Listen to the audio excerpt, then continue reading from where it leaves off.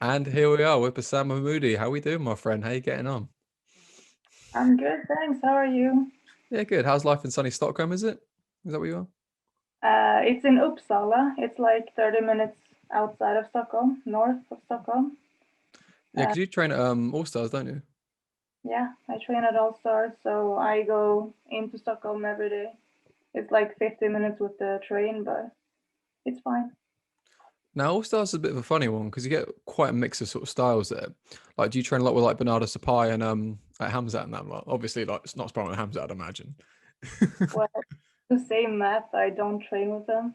Uh, Actually, I think we're one of the few places that have a lot of girls. Like, Really?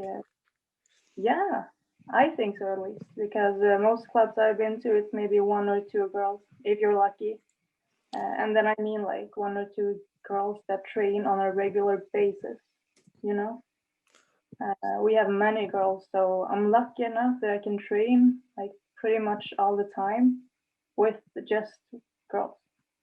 I And mean, of that, course, if I want, I train with the guys, but I prefer to do it with girls if I can. I mean, that's a huge thing in itself because again, like you see a lot of girls training with guys, and guys fight different to girls. Again, it depends on how you can see who people have trained with, because if they're used to Mm. like crazy amount of weight and pressure, they have to get their escapes absolutely spot on. Whereas if they're training with a lot of girls, the pace is just ridiculous. But again, like regards of your sort of style, have you always had training partners who are female as well, or has it been like only moving there to? Sorry, have you always been at All Stars? Was this where you just moved to fairly recently? No, I've been at All Stars since like 2017, 2018.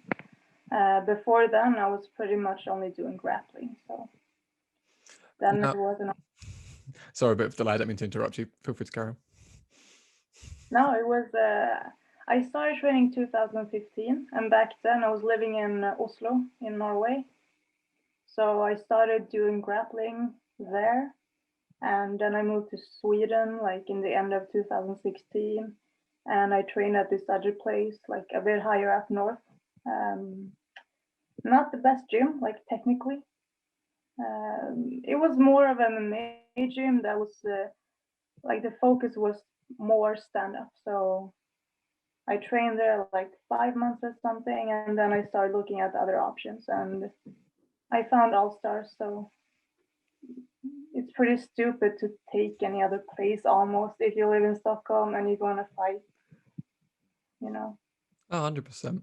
When you were in Oslo, were you training at Frontline with Tarek and Tellus and that lot? No, actually, I know those guys. I know they're very good, and Frontline is the best gym in Oslo. It is.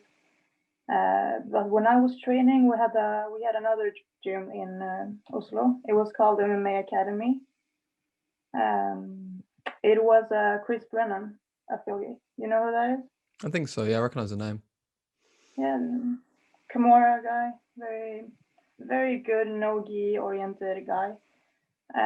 It was under his affiliation, and actually there it was only no-gi. It was no-gi BJJ.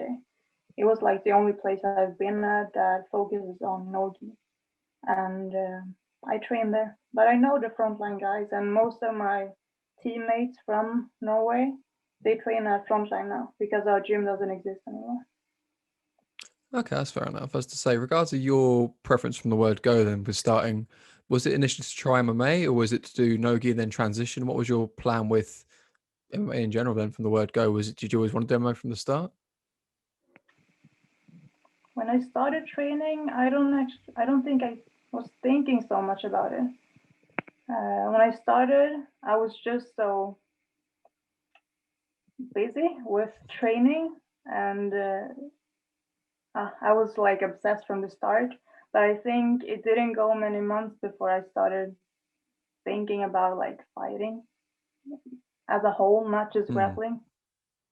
Um, I don't know how to say this in a way that it doesn't seem cocky or anything, but from an early start, I realized that the grappling part comes very natural to me. You know, I just from a very start, I just thought that this is something that I naturally just are pretty good at, I guess. Um, So Sorry, it does make me laugh. People preface things with, I don't want to sound cocky, but I think, okay, that's weight. But no, it makes sense though. Some things come a bit more initiative than like, intuitive than other people do. Like some movements are like, okay, that feels natural to go there. Like, you know, that's not cocky to say. But it's just funny the fact you're trying to be very polite about it. I thought that's, no, that's fine. That's absolutely fine. It's not cocky at all. sounds cocky, but I don't mean it like that. I have a colleague, like she's a tattoo artist. Do you say Hmm. that? And she didn't have education for it. She just tried like one day, and she just is good at it. You know, Hmm. there's some things that fall naturally for you, and grappling was that for me. So I felt like I owe it to myself, and I owe it to the sport to try to, fight, try to make something out of it. You know, if you're that good at something, why would you not try to fight? You know? So this gets interesting in itself then. So obviously, as you start to get more confident, more developed and everything else, so again, you're trying to project your career and develop and everything else. But also on top of that, you know for well there's levels to this shit. You think, you know, I've just started, I'm really good at this. And then some blue belt comes out and I think, okay, cool, squish. But then keeping that confidence still, but also being aware and being humble. Like, how do you find that drive, but also being aware of everything else? Like, I don't know, it's hard to stay confident when you get smashed in the gym. You know what I mean? From personal experience anyway. Yeah, that like it will happen to everybody. Maybe it happens to you the first month, or maybe it happens like after a year that you start to just lose every round and everything is just very hard. But either it makes you quit or it makes you work harder, you know? It's one of those. And for me, I was burning inside every time I was tapped out. It was a lot. I got tapped all the time. I was burning inside, but on the outside, I was like, "Let's go It's again." fine, it's You know, fine, it's fine. go. What else can? And if you like special situation, let's say you get tapped from the same armbar 10 times, then you have to go ask your coach, "What am I doing wrong?" Like right here, if you have like a special place where you get dominated, then ask someone like what you can do better from there. And not to sound cocky again, I was Okay, go on. I was constantly having questions for him. You know, when you just started training and you like stay up at night thinking about techniques, like I should have done this, I should have done that. When I had those thoughts, I wrote them down. I'm like, okay, I'm gonna ask my coach tomorrow, and I think that That's helped. so good. That's so good. Yeah, because I was up so much. I still am, but not as much as in the start. Like in the start, it was all the time like, damn, I should have done that. And then I just write it down and talk to your coach about it like the day after when it's new. For everyone listening who gets smashed a lot, listen to that bit again. And it's so important because, again, when you're in those moments, you don't know what happened. Mm. But asking these questions, go in the YouTube rabbit holes, ask questions, be annoying, be that guy. It's all go. You don't discriminate Yeah. on this podcast, but where everyone's welcome. But again, asking these questions, it's so good. But regards of writing down notes, is that just to remember those specific instances, or do you normally make notes after your normal training? Um, like 2 years ago, I was the king of making notes and just writing. I Mm. was super good at it. I was writing like techniques. I was doing like mind maps. Like okay, from half guard, what options do I have? I Oh. have this, I have this, and I was doing stuff like that all the time, and it helped. It helped super. It helped a lot. But I feel like as more like the more MMA, the more like I started leaning towards MMA and less towards only grappling, the less I was writing. Mm. I don't know if it's because the whole MMA game is new to me and I don't understand it as good as I do grappling. So even if I started to write, it doesn't come as naturally. Like, what am I supposed to write?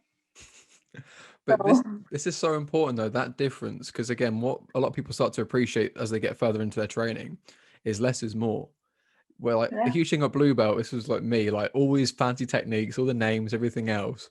But now, like purple belt and everything else, you're like, okay, just get a grip, fight the grip, get a Yeah. position. You kind of work it out anyway. But with MMA, even less. It's like, okay, now I'm getting punched. Where's your guard? Give a shit. But with your jiu-jitsu in itself, was it already quite MMA orientate? Was a lot of top position stuff? Was a lot of takedowns? Were you a filthy guard puller? What were you like going?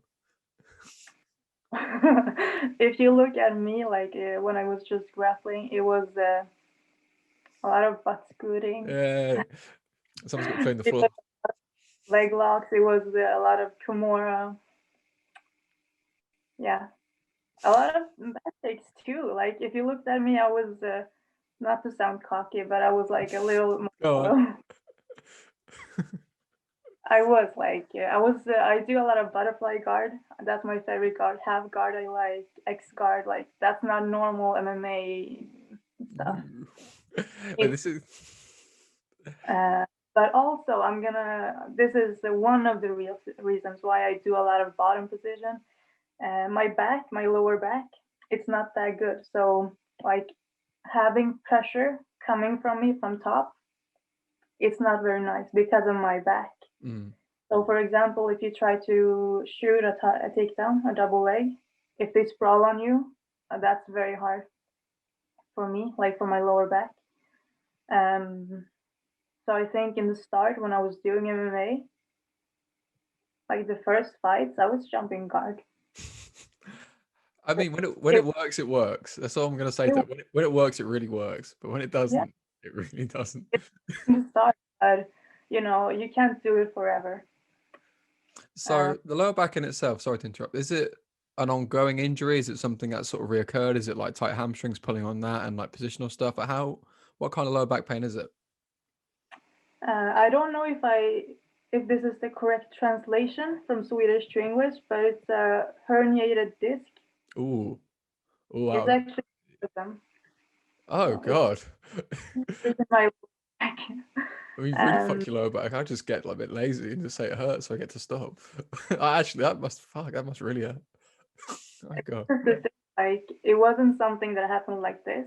It was like a small injury, and you don't take it seriously. It's just a little thing. And then weeks pass, months pass. You keep training, you keep adding pressure, and eventually you can barely walk up straight. So it was just me not taking my injuries seriously and just keep training. So And I see people, you don't do it unless it absolutely stops you from training. do you have any physio for that? Any sort of rehab stuff? Or are you just gonna just try and stand up really tall and hopefully it sorts it out? Look, this was a big problem for me like 2018 and a little bit of 2019. Mm. It was a big issue, my back, but like almost for a year now, it's been controllable pain. I can shoot with takedowns now. I can, and if this sprawl on me, it's pretty fine. It's pretty fine. I don't have the drive I wish I had. When you go for a takedown, Yeah. you need to run through them. I don't have that. I wish I have that, and I'm gonna work on it. But I can go for takedowns, and even if they sprawl, it's not the end of the world. Um, so my back is not as bad as it used to be, like 1 year ago. I mean, at least you'll be able to work around it. I mean, this is the sort of way you can tell where people develop that, okay, you've Hmm. got this one roadblock of your lower back. So now what? Do you then rest and not train at all? Or do you work around it? And obviously, you've had to work around it. You found guards and things you can use and really sort of heighten up. But the tricky thing now is now it's at a usable point. Do you then stick with that game you've established or do you try and go for something else at that point? Like, what was your kind of mindset now you have the takedown option? Is that something that's going to be more of a priority then? Or is it going to be like prior still back to the guard has been a priority? I just have to charge my phone. Yeah, sure, no problem. That was a good question, actually. For me, you always have to seek something more. Like, okay, let's say your guard pros are super good, and your half guard is super good. They're super good, but even if they are world class, I think that I still need to add more. I still need to be able to go for takedowns if maybe I can full guard, you know? So even if I had developed a good system around my back problems, as soon as I can go for takedowns, I do, because you need to have those too. MMA is not like, I think it's hard in MMA to be one-sided. Mm. You need to be good at everything. You just do, especially today. Maybe like 10 years ago, you could be just a guard puller, but I don't think you can today.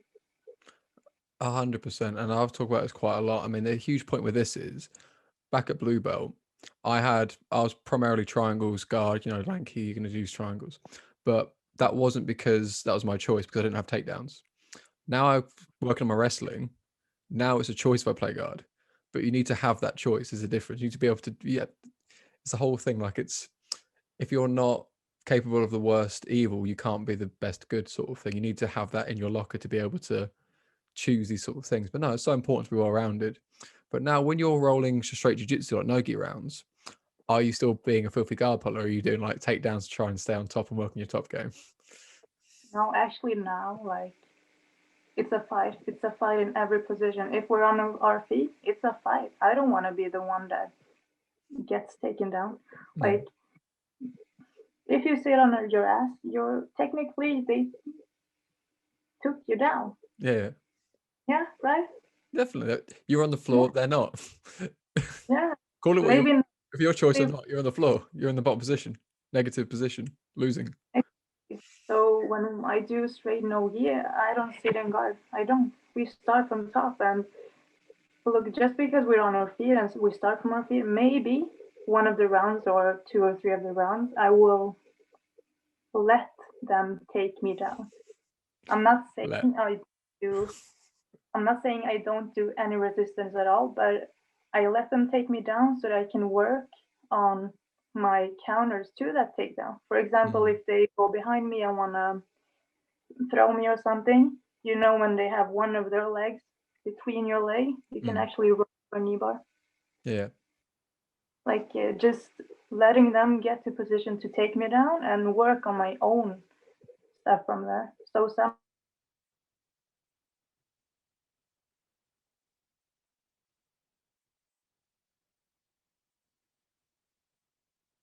I believe it's frozen. I'm not sure. rounds look.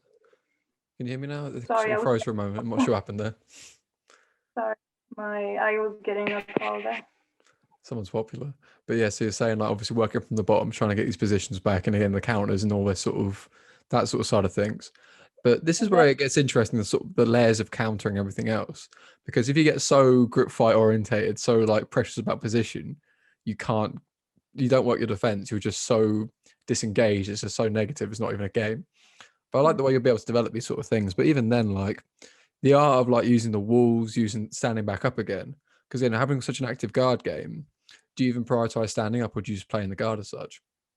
No, I just play guard. Like if it's a fight and I'm actually on the ground, I'm gonna keep it on the ground. Because sure, I'm a MMA fighter, I do everything, but I want to get it to the ground. That's my goal. So once I have you there, I'm gonna keep you there. But you know, I think all my fights, I have, it has been a grappling fight, all of them, at least 50%. And no one has ever stood me up because it's not like I just stand there and hold you. You know, you're always working on something. The problem is like what I've noticed lately. If someone is like on top of me, if they just hold me, like just hold me tight from top, and I can't do anything, you know, Yeah. then they stand you up. So then it's not even my fault, you know. I have to work a lot on that. I've noticed that like the past 6 months, like she can just hold me here, and then we're back up. Everyone listening now, if you're the sort of person who just lays and prays, I know it works. I know you win fights that way, but you're the worst kind of person who's ever lived. So if you could be active and, at least live and die by the sword, that'd be way more fun for everyone involved. Thank you. So I had to get that note out there. I hate people like that. I've been that guy when I'm tired, but I know it's not great. You got to do what you got to do sometimes, but got to live it. Got to be honest. It's very boring, but You know, it can also be their tactic to just hold you there until the referee stands you up. But like, to talk about martial arts, I don't think even then the referee should stand you up. They shouldn't. Well, this is the I whole thing with old school, like UFC and stuff, and like it became a thing about the ref actually getting involved with these sort of ideas. Because ultimately, even if like this is what I used to get annoyed with MMA is if you end the first round and you've got someone's back, you start the next round from standing. You had their back. Why don't you start the next round from their back? Why is this? You've earned that position. Why is that now gone because the bell's gone? I don't know. I'm a no, bit. I agree 100%, and I've talked to many people about this. Did you see the Damien Maya fight against Tyron Usman? Woodley. No, Usman, I think it was. Usman, no, he had the back with like hooks in, and they stood him back up or something, or they had like it was. Yeah, he's up. Like he had like one hook in, almost had it back, and then the referee comes in and just like splits him up. Oh my god, he should be fired. You get these sort of things, though, and this is where grappling, because it's not necessarily always explosive and always this, that, and the other. It's hard to be marketable, and again, without butts in the seats, you're not paying the bills, and then they can't have the thing. I get it, but like it's not. If it's anyone but Damien Maya, it'd be like fair enough, but it's everyone who knew anything about Damien Maya knew as soon as the one hook's in, you think, okay, this is going to be a bit of a, you can protect the end, but it's one of those ones. But I don't know. It becomes a funny one. That was the same fight where Usman was punching his foot, and that was just become a meme, and that was really weird. But that's another conversation. That's just quite weird. Oh, Outside. So, regards with you and your training in itself, then is it something you're doing full time? Are you working as well? Are you studying? Like, how are you finding time for training? I work. I work full time, so I train every morning before my work, and that's that. Like I don't train in the evenings. Very rarely. Sometimes I do my own strength and conditioning in the evening, but all my martial arts training I do in the morning before work. And it works for me. Like it's pretty intense training. It's very intense training actually. So So, the session you're going to the mornings, then is that like a pre-arranged one with you and like female teammates, then, or is it like a class you've got on? Like, what's this? How does it work in regards to your schedule? every morning, 10 o'clock, we have MMA like at All Stars. So like that's the one of the best thing about All Stars. You can always count that the training will happen. It will be people there. You will get your training. It will be hard. So 10 o'clock every morning, we we do whatever is on the schedule. Some days it's sparring. Some days it's the grappling round. Some days it's wall work. You know. So, how come you don't train in the evenings as well? And is that just fatigue and recovery thing? Is that preference? Are you just burn out for the whole day? What? How come you're doing just that one session in the day then? It's because I work. I Mhm. work until 6:30, and it takes me 1.5 hour to get home. So I've tried it. Like in the beginning, in the 2018, I tried it. I tried to train after work and in the morning. It wasn't doing it. I wasn't getting better. I had no recovery, so I just stopped it. But some days when I don't work, like some Wednesdays I don't work, then I do morning and evening, and that works good. And like Saturday, Sunday, I try to get at least 1 or 2 sessions in, and that works good. But if I work, it doesn't. No, you just can't. Um, and sometimes I can do like a strength or cardio session, but to do some form of technical martial arts training in the evening, look, you're so tired mentally from working 8 hours that you can't even Mm. like take in all the information and use it. That's how I feel at least. So it's just a waste of time. I mean, it's good to be able to identify that as well. And this is a huge sign of maturity of things because you see a lot of people training all the time, every session they can get. And as much as we sort of admire it in the community of, oh, you're grinding everything else, but it's not quality work at that point. Like you're saying there, you're fatigued, you're not paying attention, you're just going to get maybe even injured because you're just not recovered enough. And is your work quite physically straining? Is it mentally straining? Is it hands on? Are you in an office? Are you in a warehouse? What sort of stuff are you doing for work? I work in a store, a sports store. Hmm. I'm on my feet all the day, and I have to put in orders and everything. So you're also thinking with your mind, and we get big deliveries like 3 times a week. So you have to unpack all that too. So it's both physical. It requires your focus, and yeah, it's quite physical, I guess.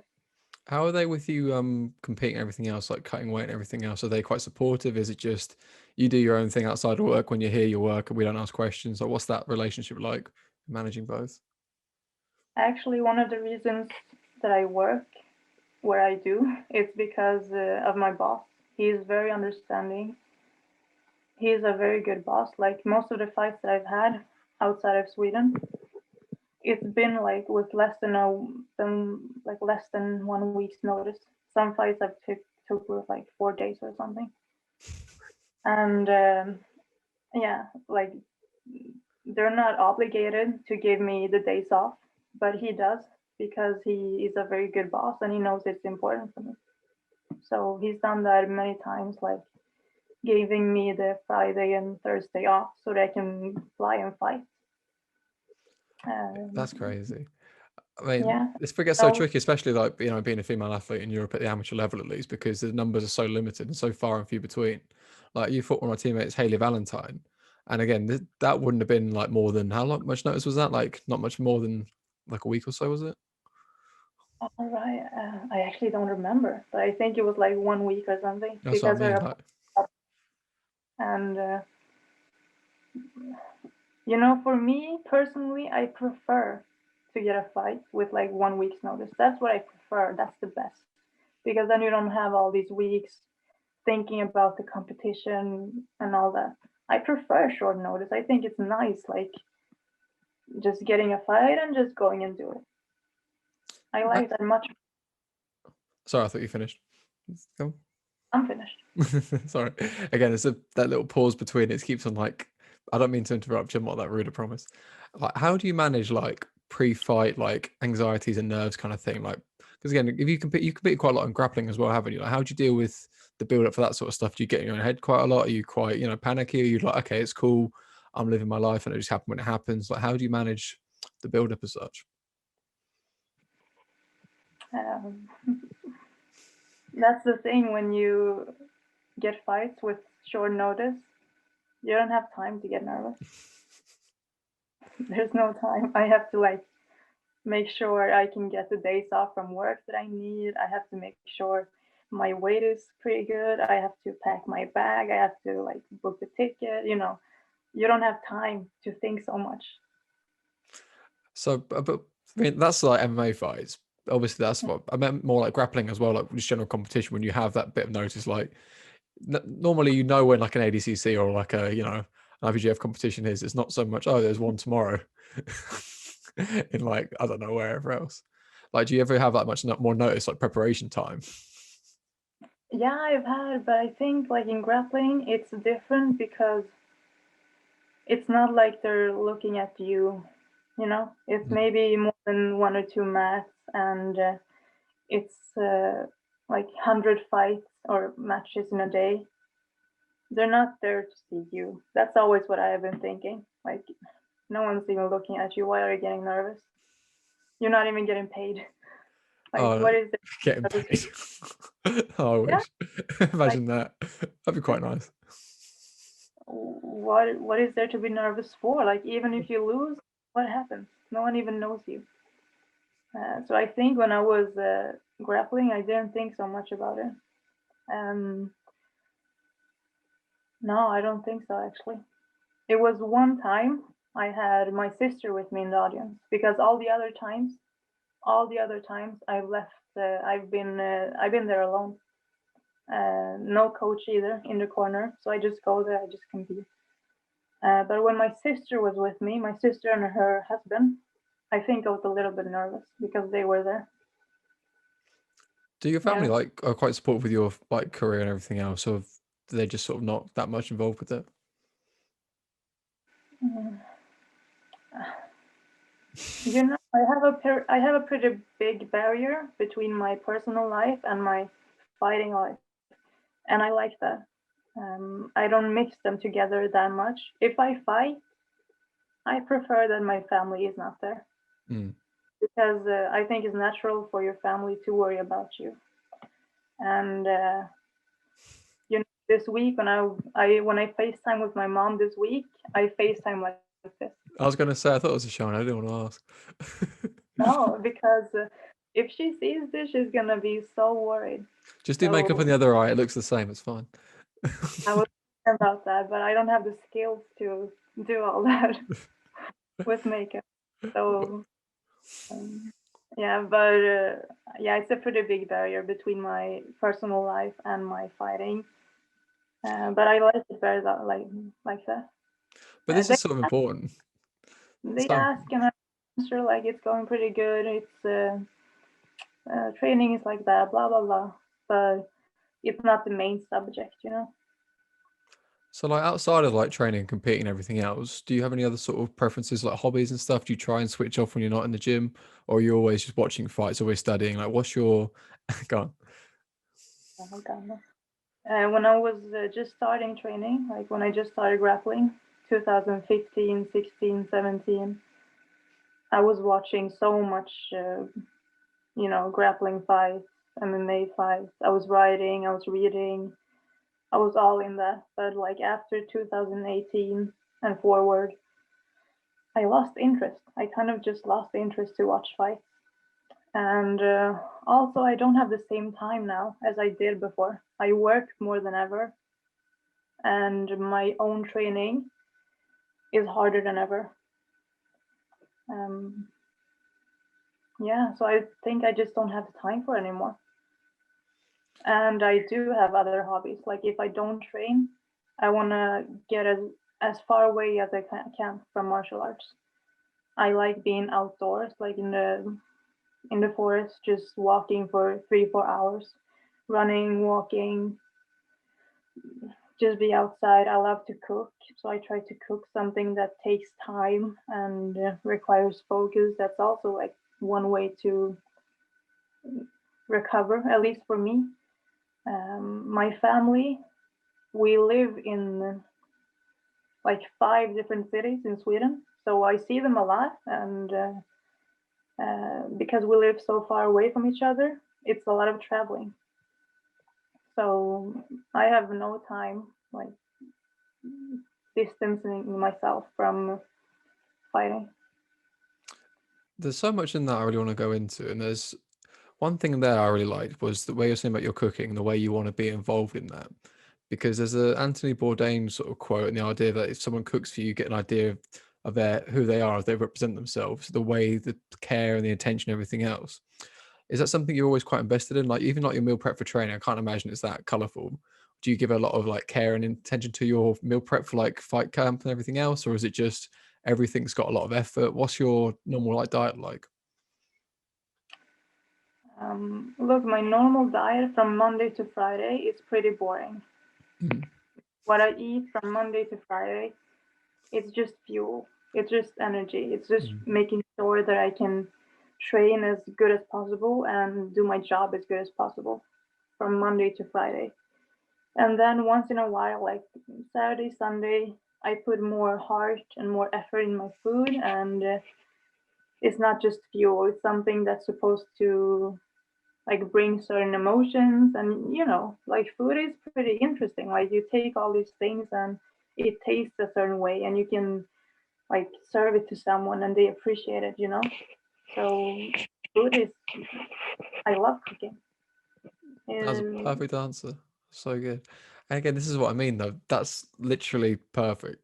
Because when people, for example, at work, they're like, why do you eat boring chicken and rice stuff? Because if I don't, I feel horrible when I train. I need to do this, otherwise I feel shit. I don't have it because I want it. I have it because I don't want to feel shit. But again, I love how you have that divide though, that when I'm not needing the fuel, I can enjoy the experience. And again, when it comes to your cooking, has that been influenced from your family life? Is that something you've gone out externally for? Because again, not everyone can have the same kind of honesty with your cooking. um, it's actually a bit of a mix. Like some things I've learned from my mom when I grew up, like some traditional dishes like soups or dolma. Do you know what that is? No idea, but I'll happily try anything. Yeah, it's like, yeah, I don't even explain it, but it's a traditional Kurdish dish. So some things I'm gotten from her when I grew up, and I've been living on my own since I was 18. And before, like when I was 18, I didn't know how to cook. I guess it was some place in here, like the knowledge, but I didn't know how. So I just learned. I just experimented with flavors and like all kinds of stuff. Just experiment, and it didn't always turn out good, but you learn. It's like anything else. You don't just magically get good at something. You have to try, and it has to taste like shit a couple of times, and then it's good. I mean, You know, that kind again, that kind of honesty about you go through these situations and some things don't come don't come that sort of straightforward. Sometimes you have to follow recipes like by the actual inch, but you start getting a bit savvy, thinking, okay, I could add this to that, I could add these sort of spices, I could add these flavors. Let's try that. Oh, it was shit, and I'll start do that again. But then you start learning yeah. stuff and you start making these mistakes. But regards to the stuff you're making outside of camp, is it more Kurdish dishes, so things you're already familiar with? Are you making new things? Is it just trying to more so with your jiu-jitsu? Are you trying to work on what you're doing already and perfect that, or is it trying new avenues with your cooking? No, I like to try new stuff. It's not just Kurdish stuff. I like to, um, I like to browse and like the internet and see, oh, what is this? And then you read about it. Oh, it has like these types of ingredients, and then you take another recipe and look at that, and then maybe a third, and just try to make your own thing out of a lasagna or something. And I have like 5 cooking books. I look through them. I like to get influenced by many different recipes, I guess, and just making my own thing out of it. But let's say that I get very good at making lasagna. Oh, Then normally I lose my interest mm. in making lasagna. Then I want to like try something else, you know. So I Uh, like to. It's the same there. I like to add more knowledge, just know more. there's I'm not sure if you're familiar with Arthur Schopenhauer's an XY thing for things fulfillment and happiness. So one is like the skill and one is the ability.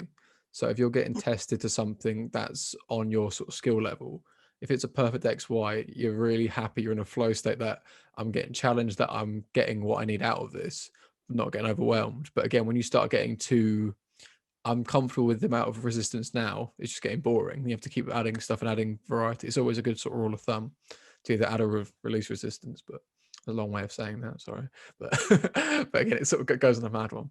So, regards of that side of thing, then that's obviously really important. And you're saying about obviously getting away from it and just unwinding a little bit. When it comes to social media and that sort of thing, like how do you find, I don't know, giving an honest representation of yourself? Because again, when it comes to having a fighter Instagram, I've got to hit pads, I've got to look mean all the time. I can't, eat nice, colorful food. I can't, be happy. I've got to look mean all the time. Like, how do you find that kind of divide to still be, yourself, but also build up your fighter image as such?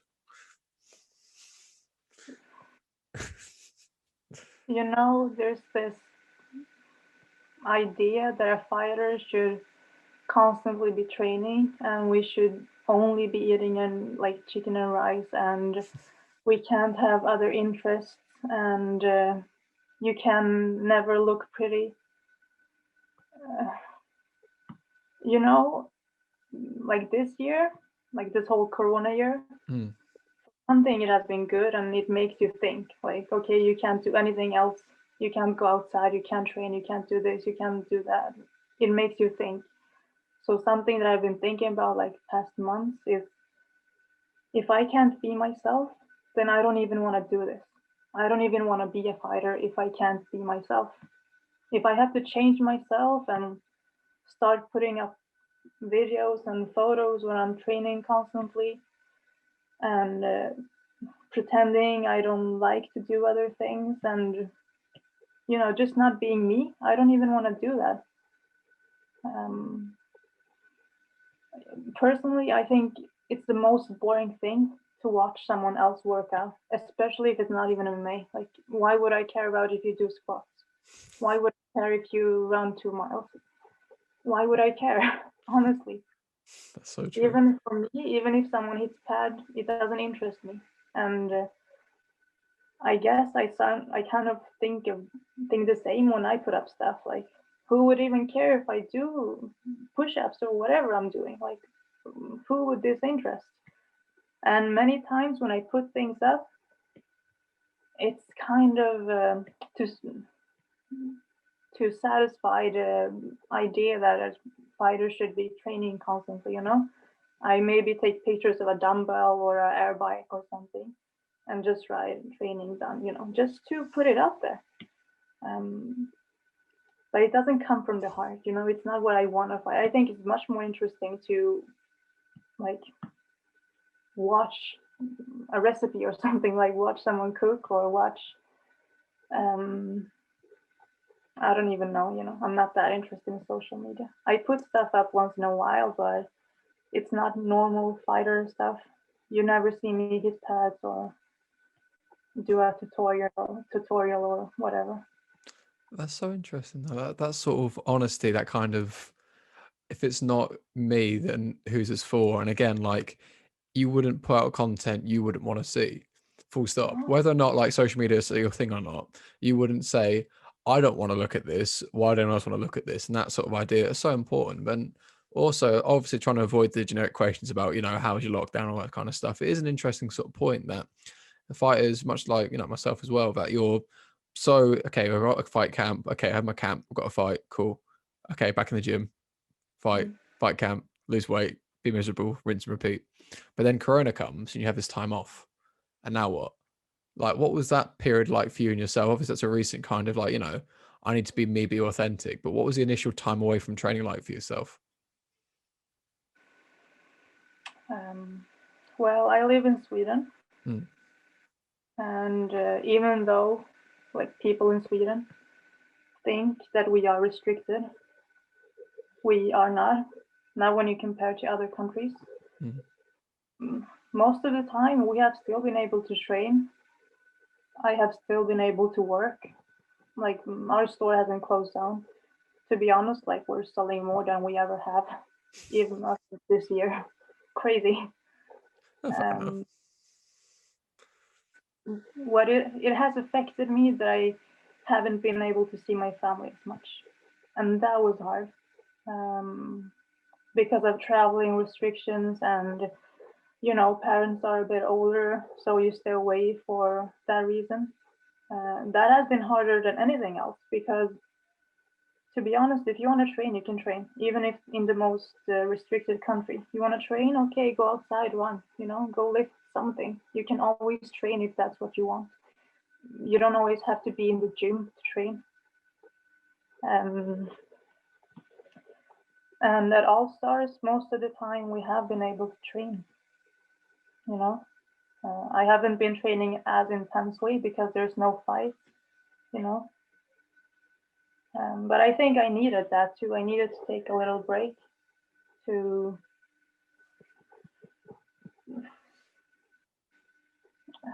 I actually got a concussion. I got a concussion in October, and it was after that I took like 2 months with no sparring at all. And I needed that too. Like, once in a while, you should take a break from whatever you're doing. Maybe you have a lot of work, maybe you have a lot of training, maybe you have something else. But take a break so you can just stop and think: are you doing what you actually want to be doing? And for me, it was like, it was so hard when I couldn't see my family. That was the hardest. It was super hard. And I didn't think so much about training more or less or whatever, because I'm still training. I can go out and train, like, as long as you keep training and keeping your cardio and your strength going. I'm not saying it's good enough, but it's pretty good, at least for me. And of course, nothing can replace the MMA sparring. It just can't.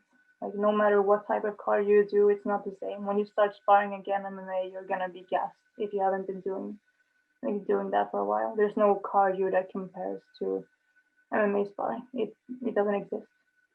So I know that. I've been taking breaks before, and as soon as you come back, it's gonna be hard for like a week or something, and then you're in it again. So I'm not that freaked out about coming back after a long break and all that. It's more the part that I can't see my family. That's pretty difficult. I mean, this is where you sort of see where your real value is and what you give to value, like where you give that value again. Because when things are taken away, these sort of restrictions, again, everyone started missing the gym when it got taken away, like in the UK.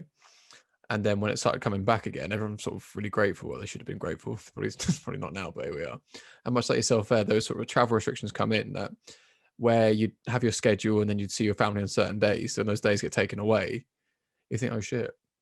Like, and that point of reflection is so important to really think, okay, when I get this time back and then that time comes back, that sort of moment of like, you know what, this is something I need to really appreciate, whether it's not a loud, outburst of I'm so grateful, or it's just like, you know what, I'm here and I'm going to be present. My phone's on silent, it's put away. I'm not going to be distracted. I'm going to enjoy this moment right here and right now. Because again, it's not forever, but to appreciate that sort of stuff, this is real. I don't know. It's a really interesting sort of side of things to really spin on its head. It's not a positive thing. It's a way to really understand what's actually, I don't know, impactful in your life. And as well, like what I really like through that conversation, certain things I've sort of picked up again, the way you got that family training divide, but the love and respect is still there. You acknowledge that you want to keep that separate, but you still love and respect them the same way. Because I've had a similar situation with my family. The fact they don't like it, but they like that I'm happy doing it. My mum we used to wash my rash guards. Think, okay, cool. I'm helping in my way. I don't need her in the venue sort of saying, I don't hurt my son, don't hurt my boy. I just need her just, I've got clean clothes. Danny, okay? Yep. Don't worry about cauliflower ears. There's big headphones. It's fine. But this is so important to have that kind of understanding and that kind of, I don't know, perspective on the whole situation that, just because these things are going on, you understand where your value really is. But one thing I wanted to ask you, when you were talking about this, when you mentioned about social media side, about fighting, that you don't want to be perceived in that way, you don't want it to be portrayed in a way that's not accurate to yourself, am I right in saying that? But more so, what does fighting mean to you in that sense? Because again, if you're not comfortable identifying yourself, or at least projecting yourself as a fighter, what does fighting mean to you then?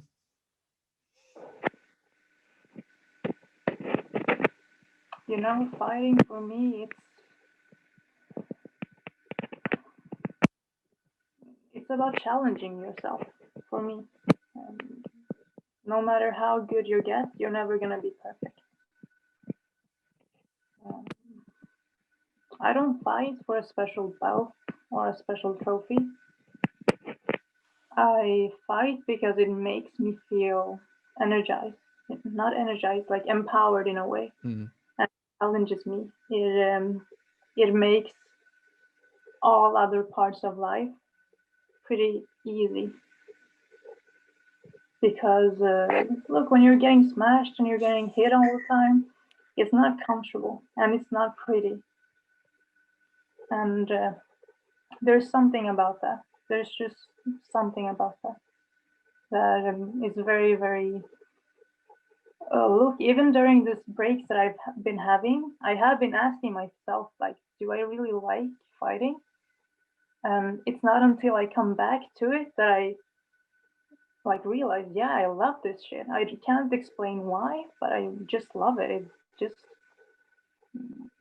it's just a part of me, You need to somehow always challenge yourself. If you like it has almost been a year since my last fight, and it feels empty because there's no challenge there, you know. It's the challenge. It's the all the time you put in to preparing yourself for that challenge. It's maybe losing that challenge and learning to live with that, and maybe fixing all the mistakes you did for the next challenge. Like it's just everything about it. Well, I think a lot of what you're saying there, if I'm right, and saying this is the sort of rawness, the sort of honesty of it. Because again, it's not the superficial kind of, I am this champion, I can say I've got this, that, and the other. It's more so, I know what I've done is a very honest thing, in the sense of this can't be faked, this can't be bought, this can't be anything else. My specific achievement here has been not just the result tonight, but it's been the preparation that's got me to perform to that standard and everything else. Again, it's the bigger thing. And I like how you're sort of saying it in a way that's so, I don't know, personal.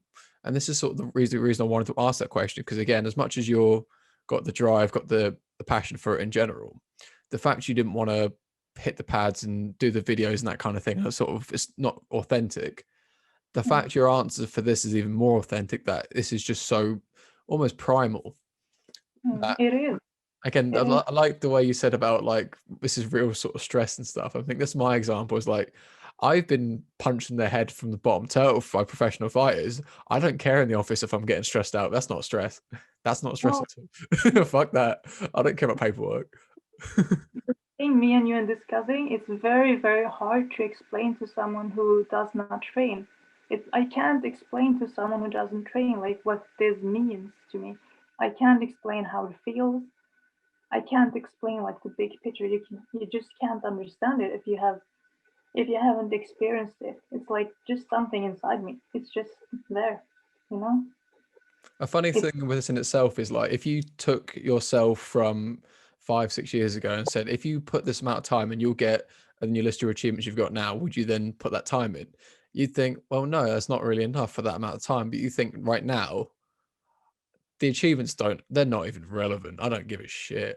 And it's just, for having put that time in, the experiences and the development and everything else, that means so much. You can't even, you, achievements don't mean anything. The medals you buy on eBay, they're just plastic. They're just, the belts, they go in a cupboard. They're gone. Your records on Tapology, it's not real. no, it's not real. Look, I've thrown away so many medals. Like I've just thrown them away because that's not why you do it. Like I can make a medal for 5 kronor. It doesn't mean anything, you know. It's how it makes you grow, how it makes you stronger, how it makes you more tolerant, how it makes you very honest with yourself. Like you said, Leah, you can't fight, you can't fake anything in this world. You really can't. Um, yeah, it's very hard to explain what makes me love fighting. It's very hard to explain. It's just inside me, and if I don't do it, it's like something missing. 100%. And this is where I feel a lot of people have been struggling with lockdown and sort of shapes and forms, with having it taken away from them, that kind of expression and the sort of idea that you've just said it there, that if you haven't got that platform to then be that level of honest, that level of, I am in tears, I'm exhausted, I've put everything I can into this and I'm still getting submitted, I'm still not getting this, but then the next day I have a round, I do a bit better, and it means like that much more to you. You get development, you get all this sort of stuff. If that's taken away and it's just, I don't want to run, I don't want to lift weights, it's not the same. I don't care. I'll do it because I have to, but I don't want to do it. It's not fun. I'm not getting punched. It's boring. Again, this is not, this is what, it's so hard to articulate this as well. People say you can still train, use the gym and stuff, thinking, no, not really. It's not the same. Just sort of crying, just sort of sulking. It's like, no, fuck, this is not the same. It's not even close to the same. Like there's just something like when you fight, you're actually fighting. You know, you're in a way fighting for your life. You're fighting to not get killed in a way. It's weird to explain it like that, but look, running does not compare. Lifting weights doesn't compare. Nothing compares because you're never in danger when you run. Very good point. I do it because I kind of have to. Like, you need to stay in shape. You need to take care of your health. It's important. I lift weights. I do it. I don't like it. I think it's weird. Or like a gym environment. Weird. I train at a pretty like normal fitness gym also. And they stand there and like, you know, flex their biceps and all that. And for me, it's like, why? Like, what do you do with those This is I where don't it's so think funny. It's like, I never understand the meaning training for hypertrophy, like having all that muscle. They have their own thing, I guess, but it's like nothing compares to fighting. Nothing. No type of training. And nothing. You're never in danger. I mean, this is sort of where I feel this is more sustainable, and this is where obviously we're going to be quite biased because both of MMA backgrounds are going to be more towards MMA. But even still, if you're very aesthetics driven, very much I need to look a certain way, there isn't a definitive this is the best way to look, because that would change with fashion. So then you put all your time and energy to look a certain way that might go out of fashion, then all your value's gone. When you're fighting and competing, it's either a yes or a no. Did you win or did you lose? As much as you can have your own development and everything else, you can get very clear sort of, this is where I used to hate that sort of ambiguity that, oh, if you are a bodybuilder and you put all your time into bodybuilding, your competition, you have no control over outside of how you look. And it's purely just opinion, which I think is so, I couldn't, just opinion. Imagine like your fight career was based on someone's opinion. Like, Yeah. why would you fucking like, that's why judges and stuff, like, even that is like, oh, this gets so Crazy. And it's also, look, I work with many fitness athletes, and the fact that athlete, sorry. the form, the form of their body, like their fitness, it's not even 50% of what they get judged on. Like you have to have the spray tan, your nails has to be a certain way, you have to wear certain jewelry, your bikini has to wear a certain, you have to have heels, and you need That's to just the men dance. as well. What is this? They don't even care about the amount of muscle you have. Like, if it was an honest fitness shape kind of competition, I think maybe I would understand it more. But all the crap they put on it, like all the surface stuff, I don't understand. I just don't understand. Well, this is where the value is really important with this, as to where this really comes from. And this is where the honest conversations of more sustainability, that if you're doing something that's very primal and really speaks to you on a very personal level, that full well, social media taking away, medals, everything else, you'd still be training because that's where you really want to be. If no one would ever see your body, if you're only your relationship based off of purely conversations like this over thing, even without a video, would you still worry about your aesthetics? Would you even bother getting like dressing up nice? Again, those sort of things, like if it's taken away from you, where does that value come from? And this is where these things get really interesting. And I'll tell you something you said really, I thought was really poignant, was that you don't want to have to do the weights, you don't have this stuff, but there's a purpose. And there's something so important of understanding. It's not that I want to gain something from this, but I know what happens if I don't do this. Understanding repercussions, that I don't want to do the boring weights, but if I don't, I'll get injured or I'll be too weak for these sort of sparring rounds. I don't want to get, I don't want to have to run, but I don't want to be gassed. I don't get beaten up. You understand it's bigger than right now. And this is where I think a lot of people's motivations come from, that when they come to the gym, people think, oh, you train all the time, you must be so dedicated. So it's not about that session now, or it's not choosing this session over going to the pub with your friends or going out to bars and stuff. It's, I want my career more than I want this night out now. Like, how do you find maintaining friendships and everything else outside of fighting? Like, are they quite understanding about it? Do they exist? Is it just your friends in the gym and that's sort of where your world is? Like, how do you find that? What friendship? Exactly. No, to be honest, I don't think I have a single friend outside of training, outside of work, and outside of training. The Venn diagram of no one.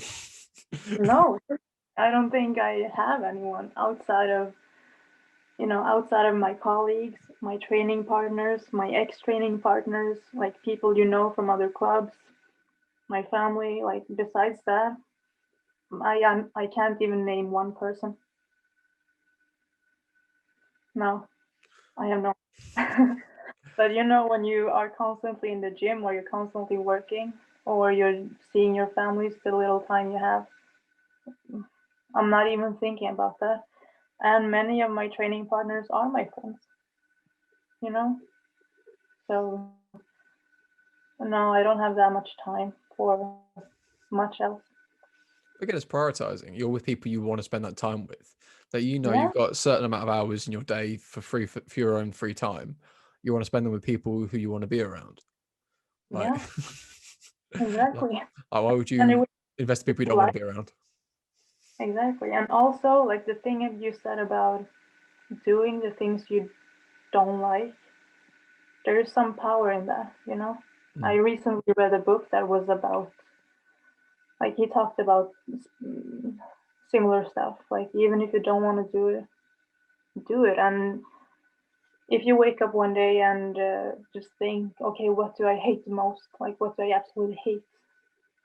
Go do that. You know What book was this? What sort of stuff do you normally read? what? What sort of stuff do you normally read? Is it mainly that kind of like, I hate the word self-help, but that kind of development stuff? I yeah, kind of that type of books, but it's like books that makes you think. Like a book where you have to stop every second or every third page to just think about what you just read. That's the type of book I want to read. I don't want to read a book where you just can read 100 pages and not even like make your mind think. You know. I read David Goggins' book, and It's hilarious. also seriously, it was a crazy good book. It's not just about like being tough, and he talks about the same thing. It's not about the trophy. It's not. It's about like challenging yourself, always being honest with yourself, you know. And now I'm reading a book about emotions. Like many, like humans have a sort of default emotion state, and it explains it in a very good way. Both books are like books where you have to stop and think. You have to stop and think and reflect. Think about yourself. How did you act? How did like oh, okay, that person acted like that because of this, and when I was a little girl, I reacted this way because of this whole thing. You know, it makes you realize so many stuff, and it makes you think. Um, that type of books I read. I mean, there's so much in that. But side note, if you've read the physical book of Can't Hurt Me, David Goggins' book, get the audiobook because they've got like bits between the chapters where they talk about what actually happened in more detail, which is really interesting. But that's a little side note for any geeks involved. But yeah, little plug there. Oh, Yeah. you're the third person that told me to like listen to the audio version. I love audiobooks. The best audiobook I've ever read is Green Lights by Matthew McConaughey because he reads it and it's so nice. It's so like relaxing. But that's another conversation. But No, regards to like the emotions book and those sort of understanding like the bigger pictures as to why we do certain things and you realize the patterns we're falling into. Like I've been reading a lot of like Carl Jung and like sort of Freudian sort of things. It's really interesting the sort of subconscious and the way we do things. We live the stories we tell ourselves and that sort of thing. It's quite concerning actually. But regardless of what you're reading there, the emotions book, then who sorry, who's written that? What sort of, because you're saying about why we do things, what sort of default states?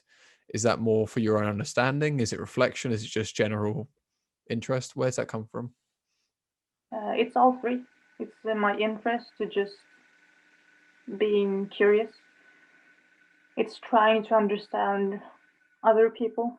It's trying to understand myself. It's all those three. You know, I'm very curious about stuff. Many things. Like if you ask me, have you ever thought about that? Yeah, I probably have. Probably have. Yeah. I'm the type of person who can wake up like 3 in the morning and like, I wonder why the sky is blue, and then I try to read about it. You know, I'm the type of person I can have a thought and I just want to find out. You know, It's so important because why wouldn't you? Why would you not want to give a shit? Why would you not want to why care enough to find out? Why would you not want to know more? Why would you not? exactly? If you stop asking Yeah, why, you stop finding out. Literally. yeah. You know, it's just there's so many thoughts that pop into my head, and like once I start thinking about it, I just read more and more and more and more, and it's pretty interesting. You know, I don't know. I just love learning about stuff. Again, I think it comes back to you being honest with yourself and being in an environment where you're accurate to who you are, because then you can start being creative, being expressive, and everything else. Because you find a lot of people, when they get in an environment where they hate their job, they don't feel fulfilled in what they're doing, any sort of creativity, any kind of passion sort of dies quite miserably. But again, if you're in a state where, you know, you've got your home life, relationships, families, this kind of stuff all in a good sort of order, you can then start being more, I don't know, be more content in yourself, the fact your world around you is a lot in a better place. And this is that sort of thing that if you see where you are now, take your trajectory and take 5 years from now where you'll be. If you're someone who is driven, someone who wants to develop, MMA wise, sky's the limit. But again, with the curiosity, the passion, that sort of thing, think about how many you'll be so good at pub quizzes. Again, that's a bit of a UK thing. I'm sure you appreciate that. But again, like the very niche sort of subjects, like like why is the sky blue? You're like fucking hell, there you go, rubbing your hands together, like there you go, boys. We're getting the pints in. I'm always winning when we play quiz games. I'm always the winner. But you're right. Like I think if you are constantly curious and never lose that, you will never like. How can I say this in English? Like you will in some way in your life be successful. In 5 years, who knows if I even do MMA? Maybe I do something completely different, but I'm pretty sure I will be good at that, because I just want to learn more, get better, and it's the same with the work that I have now. Like I love my job. I love it. I love my colleagues. I think it's a good job to have. I wouldn't change it. Um, but I constantly want to learn more. Like there's okay, how do I do this? What do I do there? Like just learning more. And if I don't, I'm pretty bored. Like I get bored. Like you said with the diagram thing, if it doesn't challenge you a certain amount, you get bored. And that's sort of the point. And again, this is the whole thing that if you've got an environment without any sort of growth, you develop a level of, you know, ability and skill, but also resistance. You then need to keep testing yourself. Otherwise you get complacent. Then you make mistakes, then you don't enjoy things, you don't develop, and then, you know, you find people in these bad habits of, I know my job, I've been here for years and they're still shit in the same job. And then they think, okay, I've been doing training for 8 years, I should be better by now. But they have the same game, same mistakes, and nothing changes. But again, the fact you're asking these questions, the fact you're asking them of yourself as well. Because again, it's all well and good saying asking people for advice, all that sort of stuff. But if you're not prepared to ask yourself questions, like why, literally the same sort of stuff. Why am I going to training tonight? If you can't give yourself an answer to sort of say, okay, because I need to, it's more important for my development. I want to get better. I want to have a career. I want to do this, that, and the other. If your answer is something along those lines, or even, you know, so at least I don't have to get fat, Yeah. anything. But if it's just, I can't be asked, I don't want to, that's not really, it doesn't give you a bit of fire. It's not really any passion. And again, this is where, I don't know, this is a conversation that's very, I don't know, quite personal to me in the sense of you need that emotional investment in yourself and your development. Otherwise you just, nothing happens and nothing happens. And this is Yeah. why it's so good to identify that. In regards of your career and in general and where you want to go, who would you say is like a sort of mentor for you in that sense? Is it someone as a coach? Is it yourself? Is it family? You sort of think, okay, where do I want to go? If I have a problem, who do I go to? Like who's your go-to person, that sort of stuff? Um, that's a very good question, and it's a bit wide too. If I have a problem or like anything regarding training, I have like 5 people that I can turn to and just ask, "What would you do?" But these 5 people, I can ask them about things outside of training too. Um, I have one teammate that is kind of my coach too. He coaches me like all the practices. But he's a fighter himself, so he also has himself to think about. Jonathan Westin, I don't think you know who that is. I'm not too sure.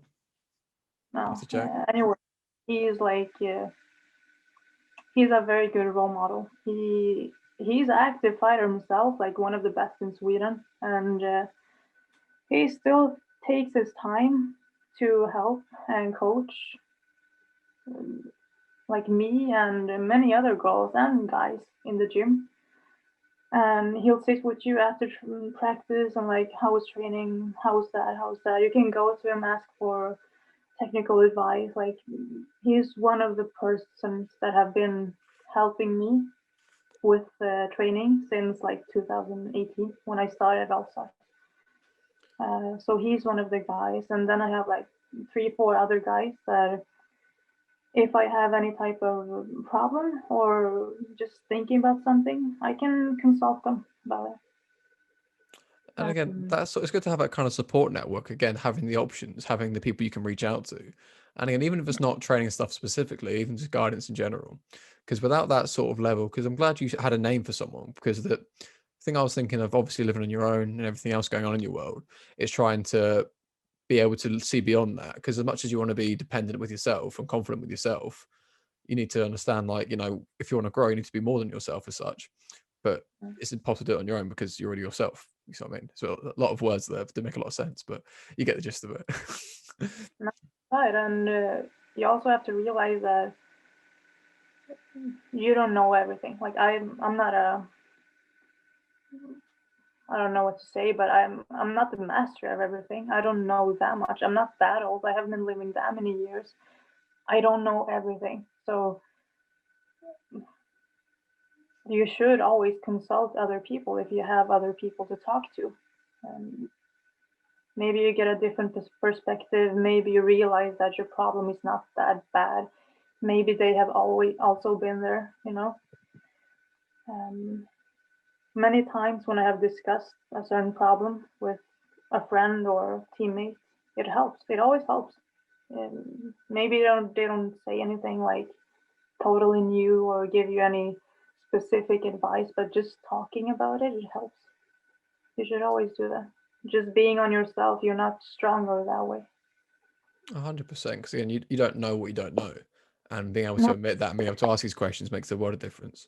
All right, I'll leave you on one last sort of question. This is a new one I'll sort of throw in. So, knowing what you know now, what advice would you give to yourself and people in general starting a journey from a similar point you're at? Like, is there a certain message or something like that? A sort of, I don't know, like a phrase? Because again, you're very, I don't know, we went around authenticity quite a lot. Is that something you'd like to prioritize for a lot of people, like for yourself, for example? look, what I would say to myself, it will be hard. The training, it will be hard, um, and it will take a lot of time, but it will be worth it. Like uh, it was hard. Like the first year and second year of training, it was hard. Like constantly being smashed. I'm like 150 centimeters, 50 kilo, pretty small. So imagine like always being the smallest person on the mat. Even if you're not, it's still gonna be hard. But if I would get to give myself an advice like 5 years ago, just be prepared. It will be hard. It will take a lot of years, but um, be prepared for it and accept it and let it do its job because it will give you things that you can't gain in any other way. Like it will give you a certain feeling with yourself, a form of honesty to yourself, and just a higher tolerance for other parts of life. You know.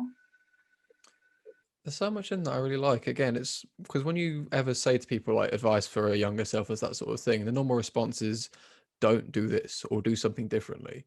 But I like how yours very much like it needs to happen how it's going to happen, but the best way to deal with this is to be honest and accept it and be prepared for it mentally and emotionally and that sort of thing. Because again, it's a really poetic way of saying let things be as they are and, yeah, and really embrace that in itself. And I've really enjoyed our conversation. Where can people find you on social media? Um, As much as it's not your thing, but I it's there anyway. so I'm not quite sure. I think it's Bezzy MMA, BEZZE MMA. Either way, link will be in the description, and we'll get that out to everyone.